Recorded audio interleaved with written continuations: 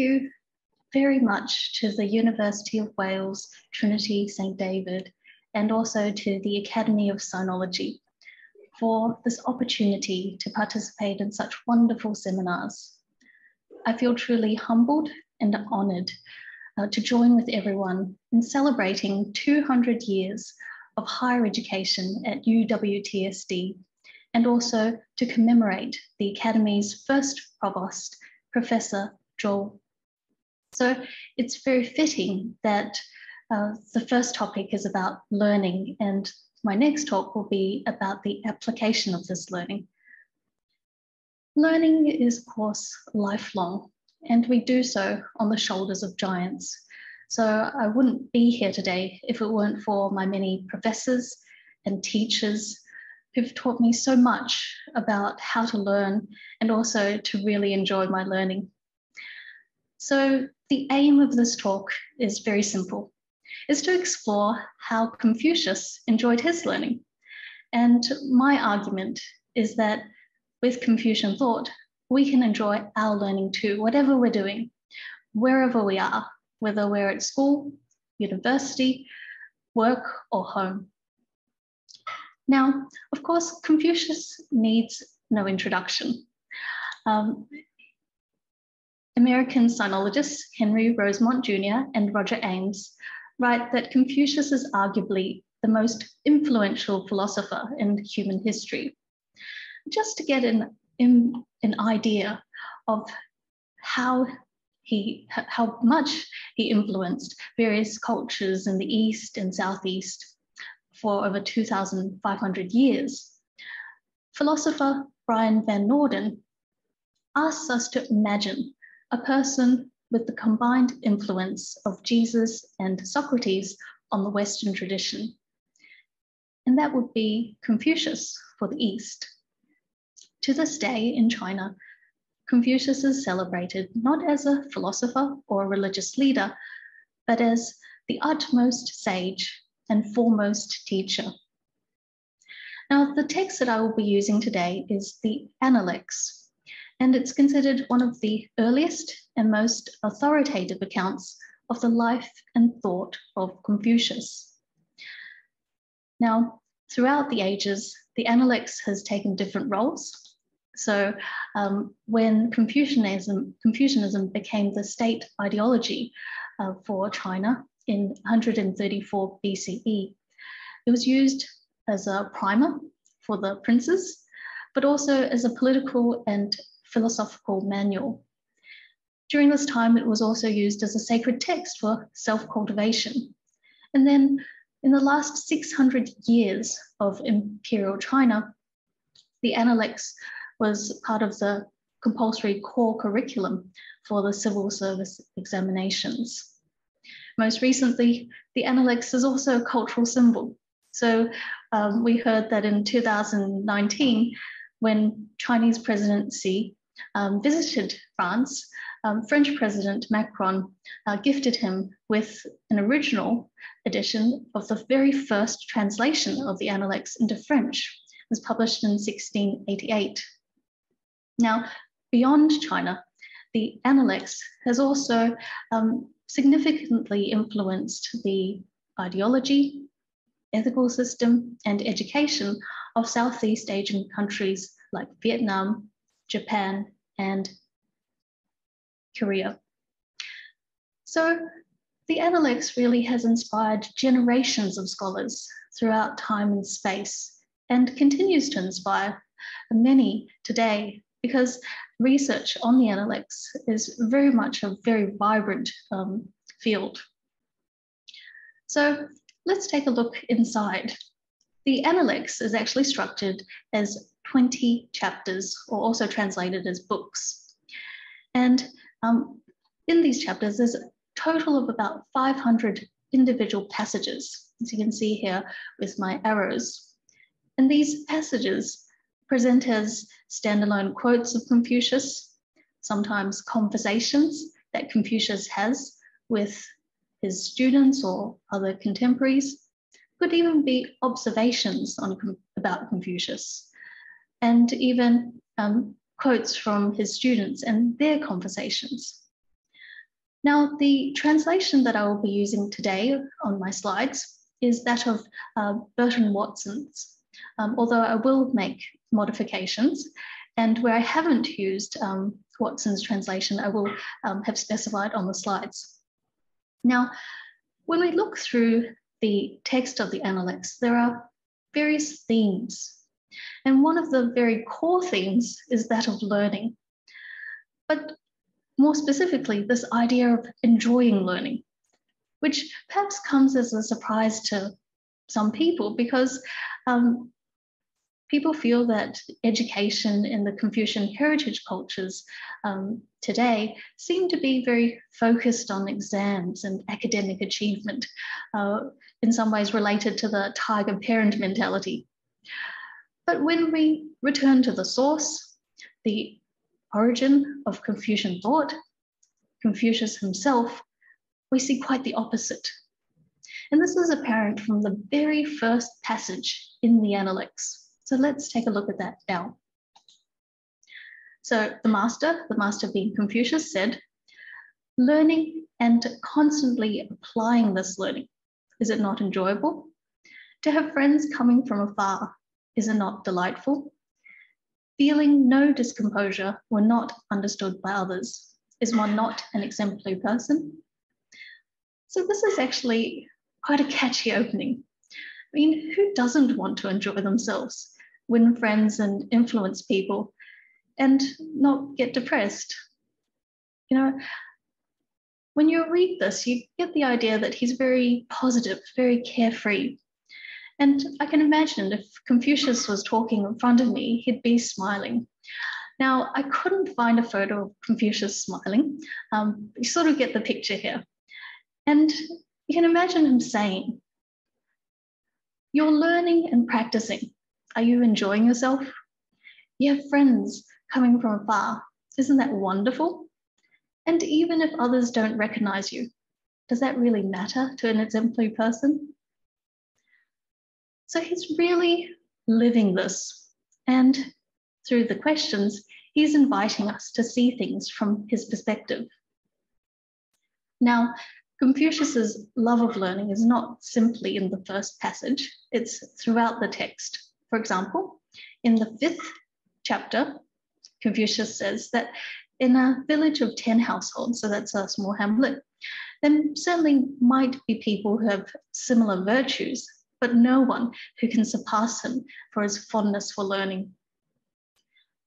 And then when he heard that one of his students, Zilu, failed to come up with the words to describe him, Confucius offered this self-appraisal.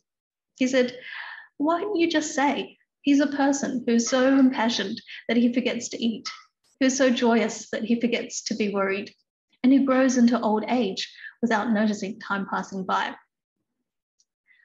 Throughout the Analects, he also tells us about his great enthusiasm, he's tireless in his learning and teaching. So we really get the idea that he's enjoying it and he's a happy person. But how does he do it? Let's analyze the very first passage. Learning and constantly applying this learning, is it not enjoyable? Well, not all of us are full-time students, but we are learning in some form or another throughout our lives. In fact, humans are pre-programmed to learn.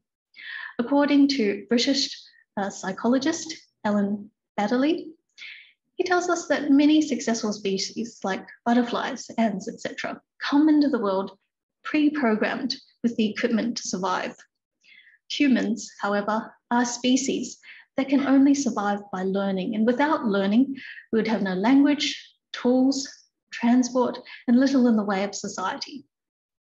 So if we take Confucius seriously, which many generations of scholars, either inside or outside of China have, we should be asking ourselves, what does he have that we don't? If all of us as humans are meant to be learning from the times of Confucius to now, well, why aren't we enjoying ourselves as much as him? I'd like to draw your attention to this passage and how in the first sentence, there's really three elements: learning, application, and constancy. So what kind of learning is Confucius talking about? How does he practice this learning? And then what is the time sort of element? Because if we're unclear about any of these three elements, it's going to be difficult to achieve the outcome, which is enjoyment. So first of all, what kind of learning is this? And more particularly, how does that apply to our lives? Well, let's begin by looking and exploring Confucian thought as it is today, how it's taught today, what we think of it. What do you think of Confucian learning today? What kind of learning is it? Well, it's taught in major universities around the world, often in the Faculty of Humanities, in the Department of East Asian Studies or Chinese Studies, and it's taught as an academic study of a historical Asian tradition. But is this the same as what Confucius was talking about?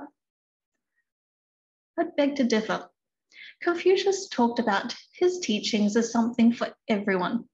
He was keen to teach people from all walks of life, all ages, and even people beyond the known borders of the Chinese kingdom at the time.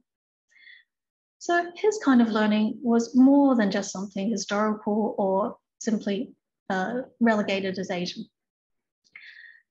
Now, this leads us to another idea about Confucian thought, which is that it's a set of moral doctrines. And Chinese philosopher Pei Mingmi argues that this is a gross oversimplification and misinterpretation of Confucian thought. He argues and proposes that Confucianism is a art of living, a way of living. Because if we think about it in terms of moral norms simply stipulate responsibilities as imposed by an external authority that really constrains the individual. Now, what we see in Confucian in the Analects is that Confucius' student and Confucius himself sought political office. They were not sort of moral theorists. And then the third idea is that Confucianism is a religion. But to the excitement of many of the thinkers during the Enlightenment movement in Europe, they realized that Confucius did not talk about a supreme being with absolute moral authority, but he talked about teaching and learning. And finally, sinologists today will often describe Confucian thought as a philosophy, but they almost always begin by defending it as a philosophy because it is very different from the Western analytical philosophy that's taught in universities today. So again, it doesn't really fit the box. So what exactly is Confucian learning? I'd like to use a passage from the Analects, and it's a quote from one of Confucius's prominent students, Zixia. So Zixia said, if someone recognizes and admires worthiness, and therefore changes their lustful nature, they're able to fully exhaust their strength in serving their parents, extend themselves to the utmost in serving their leader, and are trustworthy in speech when acting with friends and associates. Even if you said of such a person they're not learned, I would insist that it is precisely such qualities that make one worthy of being called learned. So Zixia is echoing the thoughts of Confucius. And you can see in this particular quote that his idea of learning is not something academic. It's not regurgitating or reciting texts. There's also no mention of divine spirits, moral rules, or any hint of deductive argumentation. So what is it? According to Harvard professor Du Weiming, Confucian learning is a humanistic education. It provides us with a comprehensive and integrated vision of the human condition. This humanistic education is a lifelong learning to realize our humanity, which is a sensitivity and understanding of ourselves, but also our family, community, the nation, the natural world, and ultimately the universe. And that's because as humans, we don't exist alone. We exist within a network of relationships, our family, friends, colleagues, neighbors, etc. And so Confucian learning supplements and value adds to all forms of learning because it helps us understand how to use our knowledge, whatever we're learning, within the context of humanity at large, so within the context of our relationships. And it makes us enjoy our learning, and because we're able to use our knowledge to create meaning in our relationships, to find purpose in our lives, be at peace with ourselves, in harmony with others and the natural world. So in short, Confucian learning is the art of living, and it's useful for any profession and at any stage of our lives. Now let me give you an example. Here, Confucius said, although one may have talents as admirable as those of the Duke of Zhou, if he employs them in an arrogant or a mean manner, then whatever other qualities he has are not worth a look. So who was the Duke of Zhou? Well, he was one of the founders of the Zhou dynasty, the longest dynasty in Chinese history, and the dynasty of Confucius's time. Although Confucius was born approximately 500 years after the Duke of Zhou, they never personally met, Confucius revered the Duke for his exemplary leadership, talent, and virtue. And it was this that Confucius ascribed to creating and establishing solid foundations for the longevity of the Zhou ruling state. So today, Confucius is celebrated as the utmost sage, but the Duke of Zhou is honored as the original sage. Now, it's very significant that Confucius invokes his name here, because someone who has the talents of the Duke of Zhou would be almost a sage in the eyes of Confucius. But Confucius warns us that if this person is arrogant or stingy, then that cancels out all their merits. Now, how does this actually help us today? Well, it supplements our learning because regardless of what we're doing, we need to know how to conduct ourselves and relate to others. So if we're at work, we're the best at our work, the most productive in the department, or if we're the top student in our cohort, how do we conduct ourselves? Well, taking this line on board, we have to always realize there are areas of improvement. And if we think about it, even the athlete who sets the world record can still beat their own record. So we can only improve. And then how do we relate to others? Well, we should never look down on anyone just because we think we know more or we're better than them, because everyone has their strengths. And we simply need to be open to learning from the strengths of others to improve ourselves. So if we are able to take this line on board in our lives, then it's very likely that we will have more constructive interpersonal interactions. So you can see from this very simple example that Confucian thought doesn't add to our workload or our busy schedule, but actually it adds value. It makes us understand what we should be valuing. And it's a humanistic education because it helps us realize our humanity, this sensitivity to others, because no one wants to be around an arrogant know-it-all. So if we are able to remain humble, then we can better live in harmony with those around us.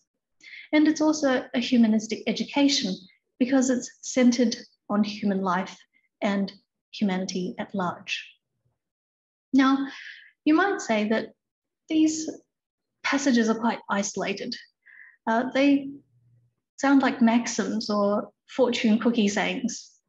Is there some sort of logic or an underlying system by which we can think of all of these different ideas?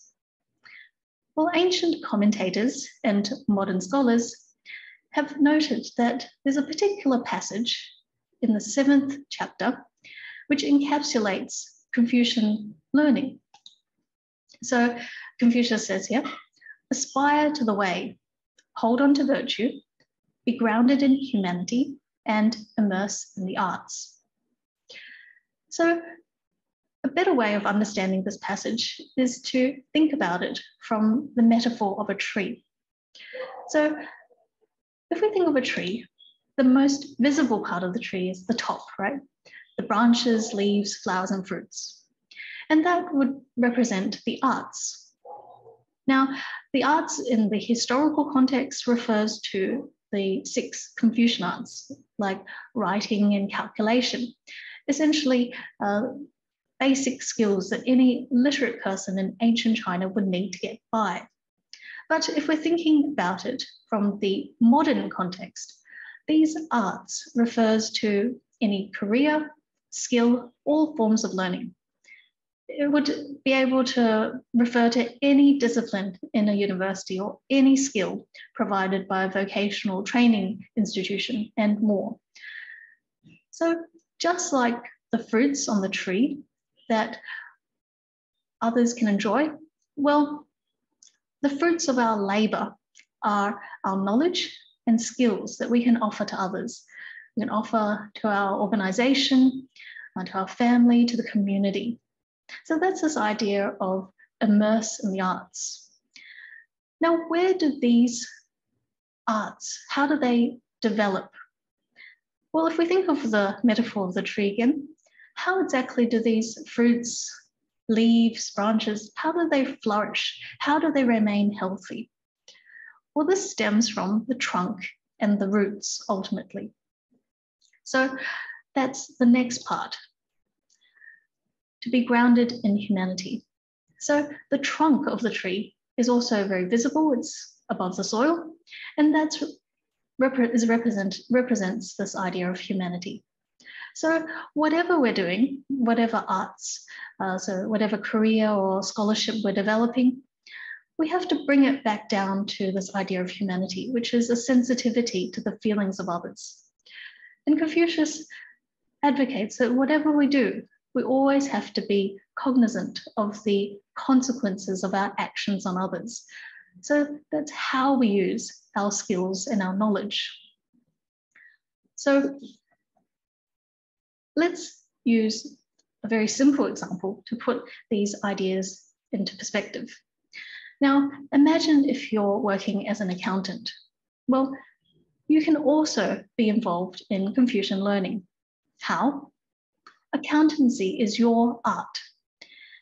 And these skills and knowledge in which you are immersed in for your entire workday. Now, if you're able to use your skills for transparent reporting and due diligence for the company and community, then that's humanity. So 2 accountants could be equally competent and intelligent, but that's not enough. Confucius tells us that it's the one who uses their skills with humanity who will succeed and live a fulfilling life in the long run. Now, there's actually some modern evidence in relation to this. Professor of psychology at Cornell University and former president of the American Psychological Association, Robert Sternberg, discusses how just simply teaching analytical skills and intelligence at schools is not enough. And he discusses 6 fallacies of the intelligent by using Enron as an example. So the first is unrealistic optimism. So intelligent people without this idea of humanity will believe that whatever they do will work out, like the executives at Enron, creating shell companies to hide their losses. Second fallacy is being egocentric, so only thinking about their own self-profit, enriching themselves to the detriment of shareholders, customers in the community. Omniscience, which is not knowing what they don't know. Omnipotence, thinking they can do whatever they want and get away with it, like fraudulent accounting.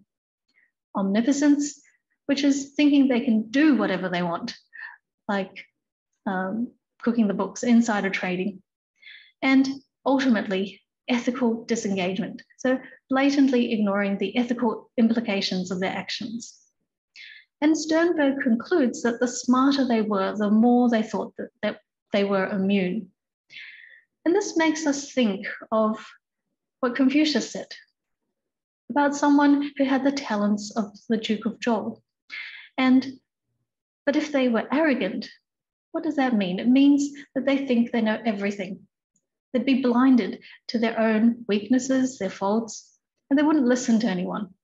So ultimately, that would create problems down the track for themselves, the people around them, and their company.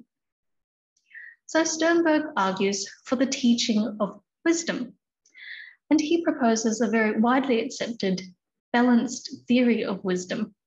And the definition, in a nutshell, is here. So wisdom involves the ability to use one's intelligence in the service of a common good by balancing one's own interests with those of other people and of a broader community over both the short and long terms.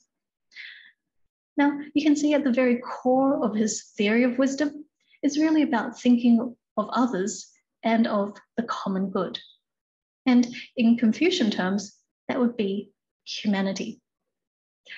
So Confucian learning, as you can see, is not about any particular subject matter, unless, of course, you want to be a sinologist.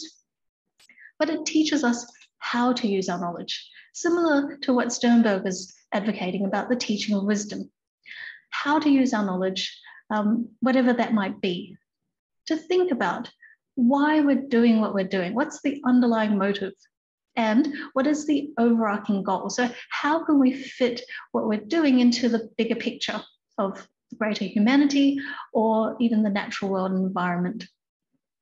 And by being mindful of these various questions, we'll develop meaning and fulfillment in our lives, not only in our study and work life, but it has flow-on effects for our mental well-being.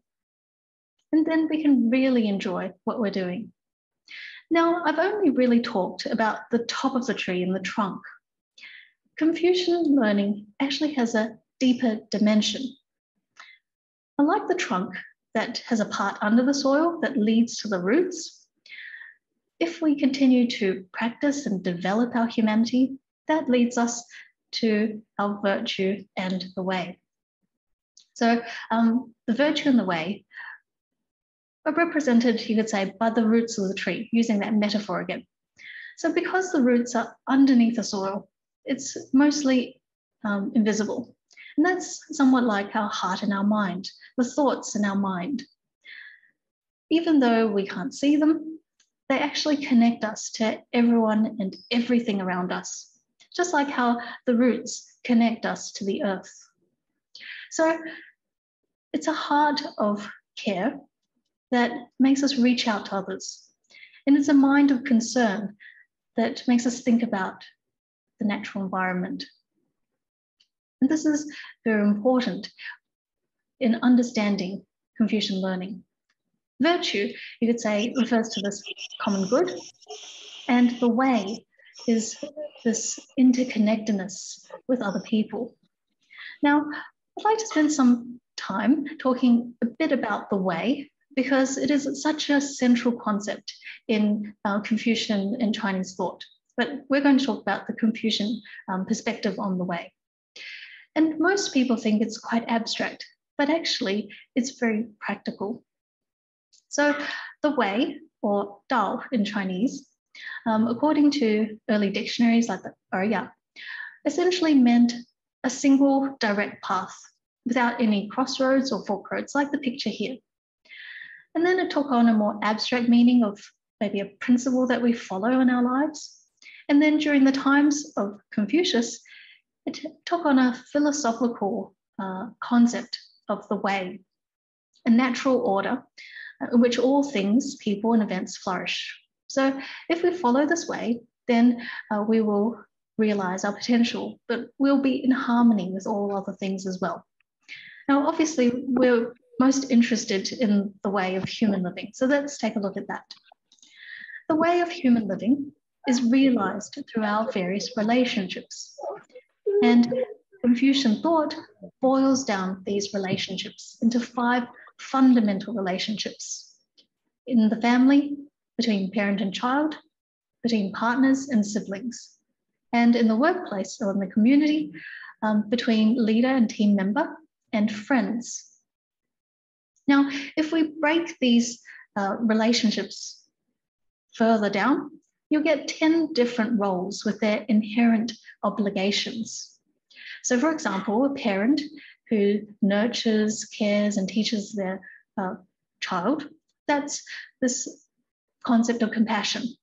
And when the parent is able to do that in that moment, in that thought, in that attitude of compassion, that is the way. Similarly, a child who is mindful of the feelings and thoughts of their parents, known as family reverence or filial piety. In that moment, in that thought, that is the way. And you can see through the other various roles, there are also related virtues. Now, it's not only in our relationships with others, but also living creatures and even the environment, this idea of benevolence or humanity. And if we're able to do that, that is also the way. Now, despite the many roles and the many virtues that you can see on the slide, there is an underlying principle, and I wonder if you can see it. It is an underlying interconnectedness and a oneness that we share with others. So this is well encapsulated in the character for humanity. So the character for humanity is made up of 2 parts, the left and the right. On the left is the character for human, or really representing ourselves. And on the right is the character for 2, representing all others.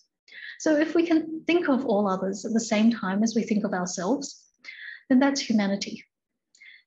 And we do this, we put ourselves in to think from their perspective, but we also do this to the extent where we see others as ourselves. Now, what do I mean by this? It's like the parent who's able to, forego sleep and change dirty nappies without taking issue, because they actually see the child as part of themselves, as one with them. And so similarly, if we can do that, this attitude of oneness, this thought, that is the way in that moment. So it doesn't matter whether we're looking at a person, a parent, a child, or something in the environment. If we are mindful of that oneness, then we are seeing the way. So it doesn't sound as abstract as you think, this idea of the way, but it is ultimately this underlying interconnectedness. Now, we've looked at all the parts of this idea of Confucian learning, and you can see that it's very practical. Whatever we're doing, our careers, our scholarship, this is the arts. And whatever we do, we have to use our knowledge and skills in a consideration for those around us. And this is the idea of humanity, thinking of others. Virtue is ultimately thinking of the common good. But why do we need to do that? And that's because of the way, which is how we're actually interconnected, just like all the trees are actually connected to the greater earth. But this idea of the way or interconnectedness actually has parallels with other traditions. Professor of Philosophy and Theology, Janis Oslins, writes in his book about the original aim of education in both the East and the West. And he explains that there indeed is a sense of at a deep level, the world can be understood as rational. And this deep rationality can be characterized as the way, or the Tao, in Chinese philosophy, the Logos, the Alpha Omega, the God, and the Christ in Christianity. In other words, all of these various traditions, philosophical and faith traditions, are educating for us to understand and realize this interconnectedness that we share in a deeper order in the universe. And so he says that it is our contention that the central core of wisdom is being able to see the interconnectedness of things, and hence being able to make decisions that contribute not only to our own good, but also the common good. So again, this idea, even though he's talking about wisdom, this idea of thinking about others and thinking of this common good, and ultimately at a deeper level, the way. And this is very well illustrated by a passage or conversation in the Analects. So Confucius asked one of his students, Zigong, he says, "Do you think that I study a lot of different matters, so pieces of knowledge, and just commit them to memory?" And Zigong replies, "Yes, isn't that the case?" Confucius then says, "No, I have one thread that links it all together." So Confucian learning is not about this idea of accumulating facts or knowledge or skills. It's actually about finding the integration and assimilation of all our knowledge and finding that interconnectedness. It requires us to reflect on what we've learned and to connect the dots, which is actually very satisfying on an intellectual level. But Confucian learning is more than just on the intellectual level. As you could probably see from the previous passages, it's also on a social, emotional, and even a moral level. This fulfillment arises because we make our knowledge fruitful by adding value to our interactions, making our relationships meaningful and mutually beneficial, and then really getting back to the roots. So Confucian learning, as you can see, is actually inseparable from all parts of our lives and all stages of our lives. So that's this humanistic education and learning. The second point, or the second element then, is to apply this learning. Confucius tells us we have to apply it. It's not rote learning. So here in this passage, he says, consider someone who can recite the 300 odes. Now, 300 odes, it sounds like a lot. And also, it's actually referring to a classic, the canon or the classic of poetry, which was used in Confucius's times as a manual of political philosophy and extensively quoted in diplomacy. So he says, there's someone who can recite all of these odes, but you give them an official post and they're not up to the task. You send them on a diplomatic mission, but they're incapable of dialogue. So what is the use of all this vast learning? In other words, Confucius tells us that reciting is not enough. We have to digest this knowledge. We have to understand the meaning and apply it in our daily lives. First of all, in our interactions with others, and then ultimately at the highest echelons of power, in the highest arenas of interstate relations. And this is interesting because Robert Sternberg also talks about this kind of application of knowledge. He calls it tacit knowledge. He says, when to apply our knowledge, where, how, whom, and why, this is the stuff of tacit knowledge. So they're not and cannot be directly taught in school lessons. They're lessons learned from experience. So yes, they can be taught we can learn from textbooks or lectures, but they're not directly taught from these textbooks or lectures. In other words, we have to bring these teachings to life. We have to live them, take them out of the textbook, put them in the context of our modern lives. So this is this idea of application. Now, the Chinese character for practice or application that's used in this passage in the Analects is also very telling. It helps us understand what practice means. So here I've provided two scripts. At the top is the ancient script, which is the small seal script. And at the bottom is how we currently write the character for practice. As you can see, it's made up of two parts, the top and the bottom. Now, at the top is actually the character for feathers. It's meant to resemble a bird's feathers. And why is that? Well, because this character originally connoted a young bird learning to fly. What's that got to do with practice?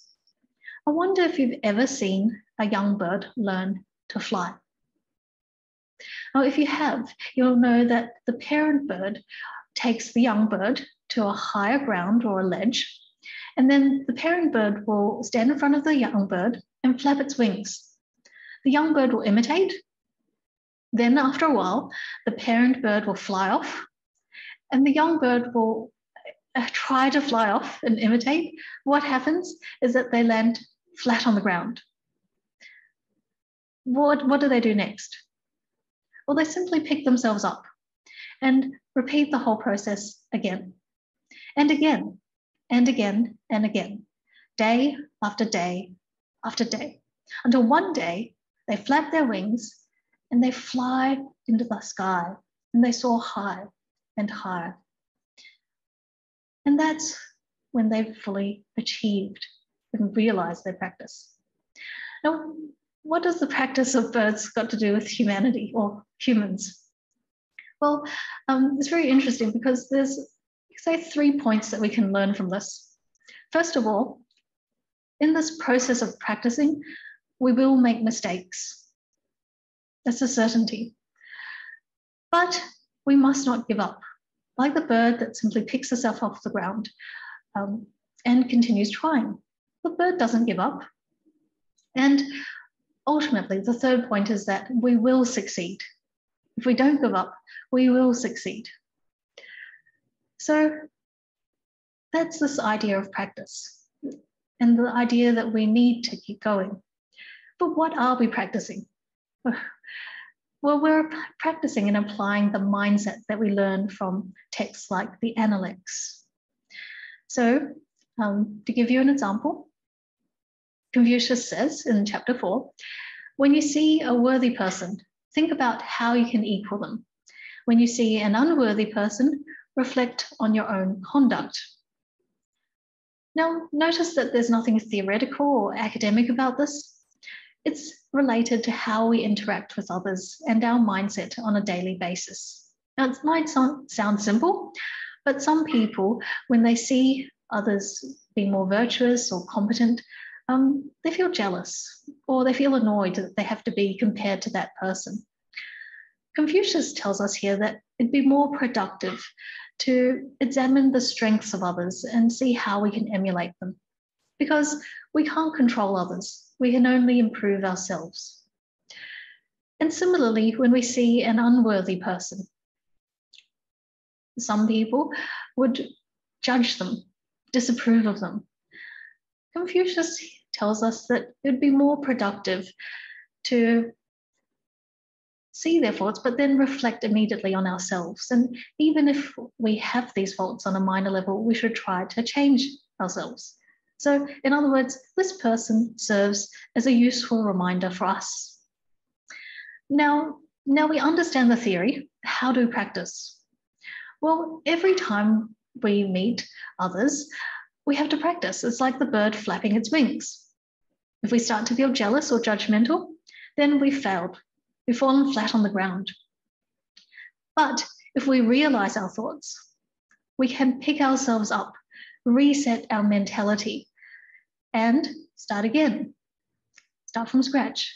See the strengths of this person. Reflect on ourselves. The very act of changing our thoughts is application. That is the practice. And if we keep doing this until one day we automatically rejoice at another person's strengths and we self-reflect when we see someone else's faults, then that's when we're flying. So reading the text, yes, that's very important because it gives us guidelines, but no amount of reading will help if we don't put it into practice. We need to immerse ourselves in the learning by actually applying it in our daily lives, in the way we interact with others and conduct our different tasks. And it's only then that we'll really realize the meaning and really get it. So in Chinese, there's this word, 心得, which is mind and getting it. But the reality is, what are we getting? You know, we're not attaining any superpowers. We just realized something that was already there. You know, if we think back to that previous example, we could always rejoice in the strengths of others. We could always reflect on our own faults and not judge or disapprove of others. But we weren't trying hard enough. We weren't practicing that. But that ability was always inside of us. So we're not getting anything. We're actually recovering our virtue. We're recovering our humanity, and ultimately, at a deeper level, the way. So the importance of practice is also echoed by Mencius when he says that a carpenter or a carriage maker can pass on to another the rules of the craft, but he cannot make them skillful. Now, why is that? Well, it's sort of like a teacher who has a class of about 30 students, and they talk about how to write an essay. They teach all 30 of the students the different parts of the essay and all the structures, etc. But does that mean that all the students, every one of them, will be able to write an essay that achieves top marks? Well, obviously it's based on each person's individual efforts, and that comes down to practice. So the student who practices, the more they practice, the more they reflect, they get feedback, they can improve, and that's the person who achieves the top marks. So there's really no substitute for practice for any skill, like even writing an essay or craft, let alone this art of living and this art of being able to interact with others with harmony. And this is this idea of application. And then we turn to the third point, which is the time element, constancy. Now, ancient commentators have talked about how in different periods of the year, based on the curriculum, the students would have to learn different texts. And this would be this idea of time in the application of this learning. But for our purposes in the modern context, this constancy refers to persistence, because Rome was not built in a day. It's not about how long I have to do this, but I think we should really ask ourselves, when do we want to start enjoying what we're doing? When do we want to start flying like that bird? And for many of us, the answer would be in every moment of our lives. And so that's when we have to practice. So that's why in the earliest writings on education in Chinese history, it's recorded in the Records of Ritual, there's this particular passage that says, as exemplary persons study, they gather knowledge from all sources, cultivate themselves within it, immerse themselves in it, even during their leisure and respite, and roam freely within it. So it's not just classroom learning, it's wherever they are, even in their spare time, any moment. And because of this, they find satisfaction in their learning. So this is this enjoyment, right? They grow closer to their teachers, their friends and their peers. So this is this humanistic education, because they find meaning, they're able to relate better to people around them. And on top of that, they're ever more committed to the way, this interconnectedness, this underlying deep rationale of the universe. So what was their secret? It's learning and practice in all moments of the day, doing it wherever they are. And then they achieve this enjoyment. And this enjoyment is not a laugh out loud happiness. It's more sort of a quiet inner satisfaction. I mean, you know, do you think that the bird that was finally able to take flight, do you think that they were enjoying themselves? But they weren't laughing. It was just a quiet sense of achievement. And that's because we know inside that we've improved. We've improved in the way that we respond to matters, we respond to people. That's the enjoyment. And when we learn and practice, there are two responses in the outside world, from the outside. So first is positive, and that's to have friends coming from afar. And then it's a great delight. Now, this delight is different from the idea of enjoyment, because enjoyment is internally derived, whereas delight is more derived from external factors, like, as it says here, friends coming over. And it's also less in intensity. But the main point is, of course, that once we cultivate our humanity, others will naturally come to learn from us, and we can learn together. So the point is not about creating a name, trying to seek fame or popularity. It's about this idea of simply cultivating ourselves so much so that we can benefit others. And that's where the delight comes from. It's not about gaining more friends. It's actually about the fact that we can help others enjoy. We can benefit others, and that's what's so enjoyable. The second response is when we feel no discomposure. When people don't recognize us, but that doesn't impact, and we don't feel annoyed. And then why is that? Well, because we're already enjoying ourselves. We already have this inner satisfaction, and that's not related to anything outside. It's like when we're sitting inside, and it doesn't matter whether it's rainy or sunny. If it's sunny, then yes, we could go outside and meet with friends and have a great chat. But if it's rainy, we continue staying inside. We've got our work to do. We're still feeling we're really satisfied with what we're doing inside. So it doesn't change our mindset at all. So that's this idea of not feeling any difference, regardless of what happens, how people respond. So ultimately, we come back to the question, how can we be like Confucius and enjoy our learning? First, reflect. Why am I doing this? And this is the learning bit, this idea of, whatever I'm doing, how does it relate? See the connections. How does my knowledge and skills contribute to the greater community? And then ultimately practice. So apply the ideas from the classic texts and our different interactions. And do this constantly. Make the most of every moment, because that's when we can really see the benefits of this learning and practice. And, regardless of whether at work or at home or studying, you can do this. And that's a really best thing about Confucian learning.